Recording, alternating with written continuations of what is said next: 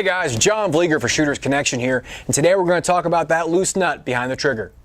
Grip screws, pins, front sights, they all come loose from time to time, so checking them before you hit the range should be high on your priority list. So let's get to it with an open, limited, and production gun and see what we need to look at. Alright, starting off with your basic 2011 style limited gun here.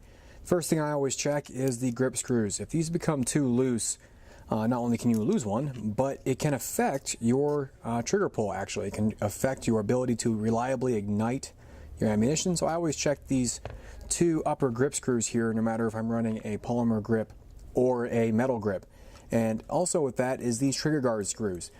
They don't do a whole lot, but what they can affect is the friction fit on some race holsters. So you want to make sure those are Loctited, at least with blue Loctite in there, and below flush with the trigger guard, so they don't affect the lockup on your race holster. So those are the two primary things I check previous to any match I go to. Along with that, we are going to check over obviously all of our basic functions, make sure safety works and it still goes bang and resets. But other than that, we're going to move over to the slide. We're going to check our front sight here, and we're going to make sure that that is still, well, there, and it's not wiggling back and forth. There's no loose fitment there. And we're going to do the same thing with our rear sight. A common thing that happens with rear sights is this rear pin will start coming loose. The rear sight hinge pin will start coming loose. You'll have to push it back into place, or you'll see some damage to one of those surfaces from recoil. And lastly, we're going to check the barrel. All we're going to check here is that link pin. We're going to make sure that it is solidly in there. Now, the link pin can't go anywhere while it's in the gun, but what can happen is if you tear it down to clean it, wipe it down, that link pin, if it's loose in there, it can go flying, and now you don't have a operational limited gun. One other thing to check on a 2011 platform is the over travel screw. 1911s as well. This screw dictates how far to the rear the trigger can move. Totally. It bottoms out on the magazine release. You see how we have minimal over travel there on this limited gun, and it breaks right there, and it moves just a little bit back to the rear. That's about perfect. If you want to adjust that, you can use a 0.5 Allen key and just tighten it down. The guidance I've always gone by is tighten it down until you can't drop the hammer anymore, and then back it off about a half to 3/4 full turn, somewhere on those lines. Checking this before a major match, these do come loose, so we want to keep an eye on that.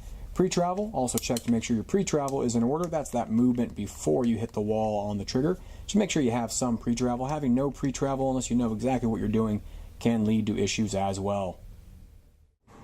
Moving on to open guns, we're still going to check everything we already went over, the grip screws, the trigger guard screws, and so on and so forth, but we are going to still check everything that is proprietary to an open gun. So with the red dot, whether you're running a micro dot like this RTS2 or a Seymour upright, I'm going to check the mounting screws from that to the mount, make sure they're secure and tight. Not too tight because you can't over torque these, but make sure they're not coming loose.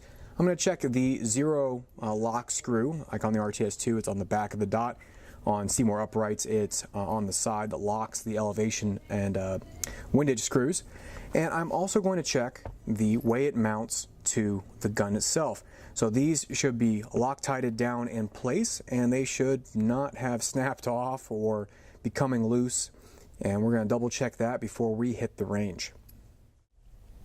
And lastly, on CZ, Shadow, and Shadow 2 models, we're going to check over just a few things here. We're going to check over, make sure our grip screws are tight. Having a loose grip panel can be annoying as all get out at a match.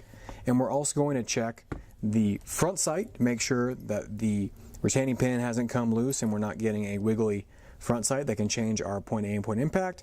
We're going to check the securing screws on the rear sight, however that's secured to your slide. And we're also going to most likely change out our slide stop for our match slide stop. This is a wear part, and making sure you have a fresh one in the gun before you go to a large match can be pretty important. So keep an eye out for that loose nut behind the trigger. Check us out online at shootersconnection.com, and I hope to see you on the range.